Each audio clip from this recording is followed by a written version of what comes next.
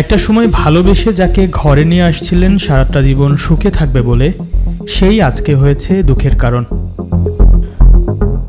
একসঙ্গে বিয়ে করি, বিয়ে করে ভালোবাসার মতো কিছুদিন দিন কাটার পরে আমাকে বলে যে আমার সাথে সংসার করতে হলে আমাকে ভেনু হতে হবে। তাহলে আমি তারপরে ওর জন্য আমি আমার বাবা মাকে ছেড়ে আমি ভেনু হয়েছি। আমার এক ব্যাপারে আমি একটাই ছেলে। 5 বছরের ছোট্ট শিশু রামিম আহমেদ মায়ের বুকের উষ্ণতা ছাড়া সে এক মুহূর্ত থাকতে পারে না। প্রতিদিন রাত এলেই শুরু হয় তার কান্না। মাকে ছাড়া ঘুম আসে না রামিমের চোখে। কান্না করতে করতেই একসময় ঘুমিয়ে পড়ে সে। তার ছোট্ট হৃদয় শুধু একটাই প্রশ্ন, আম্মু কবে আসবে? কিন্তু সেই প্রশ্নের উত্তর দিতে পারছে না কেউ। আজ প্রায় 5 দিন হয়ে গেল ঘর ছেড়ে চলে গেছেন রামিমের মা নদী খাতুন। কোথায় গেছেন, কেন গিয়েছেন কিছুই জানা নেই কারো। ওকে এত জায়গা খুঁজেছি, কোথাও আমি ওকে পাইনি। শুধু জানি যে এই একটা যে সেটিং করতো এইটাই, তাও সব ফ্রেন্ড সার্কেল করে কাছে আমি খোঁজ নিয়েছি, কিন্তু কোথাও আমি ওকে পাই নাই। দাদাবাড়ি নানাবাড়ির মানুষ খুঁজে বেড়াচ্ছে পথে ঘাটে, আত্মীয় স্বজনের বাড়িতে, পরিচিত অপরিচিত সব জায়গায়, কিন্তু এখনো কোনো সন্ধান মেলেনি তার। সে এমন করে আমার আমার ছেলেকে ফেলে দিয়ে সেটা কোথায় গেছে তার কোনো জায়গা পাওয়ার মতন খোঁজ নাই। তো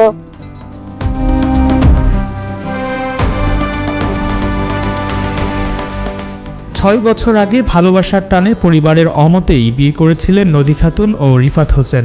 তাদের প্রেমের কাছে হার মেনেছিল দুই পরিবারের সব আপত্তি। বিয়ের ঠিক 1 বছর পর জন্ম নেয় তাদের একমাত্র সন্তান রামিম। সন্তানের মুখের দিকে তাকিয়ে অবশেষে পরিবার মেনে নেয় এই দম্পতিকে। সেদিন থেকেই শুরু হয় তাদের সংসার জীবন। রিফাত ও নদীর জীবন ছিল ভালোবাসায় ভরপুর। নদী কখনো রিফাতকে ছাড়া একটি রাতও কোথাও থাকেননি। একে অপরের প্রতি ছিল অগাধ বিশ্বাস ও নির্ভরতা।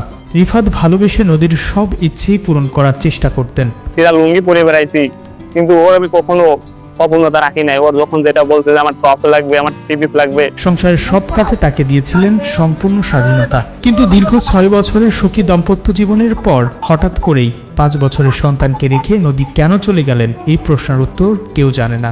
বেলা 10টা সাড়ে 10টার দিকে এসে সাধন গোধন করে হচ্ছে আমার নানি বাড়ি যাবো আর চলে আসবো। আম্মু আমার ছেলেটা দেখে রাখবেন। এই ছেলের জন্যই ধরেন সে সাও থাকতে পারে না কোনো কারণে। আমরাও ধরেন এক জায়গায় গেলে খালি চিন্তা ভাবনা করি যে এখনো সে ফিরে আসলো না। ঘটনাটি ঘটেছে রাজবাড়ী জেলার পাংশা উপজেলার কসবা মাজাইল ইউনিয়নের গাংধাহির গ্রামে।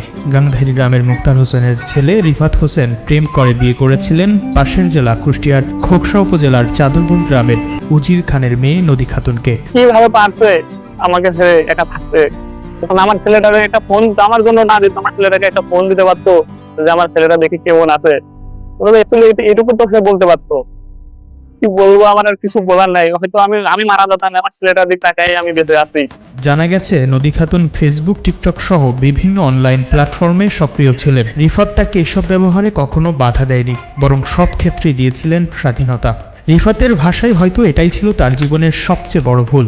আজ সেই ভুলের মাসুল দিচ্ছে একটি নিষ্পাপ শিশু, যে প্রতিদিন মায়ের অপেক্ষায় চোখের জল ফেলে, যার পৃথিবী এখন শুধুই শূন্যতা আর প্রশ্নে ভরা, মা কি ফিরবে?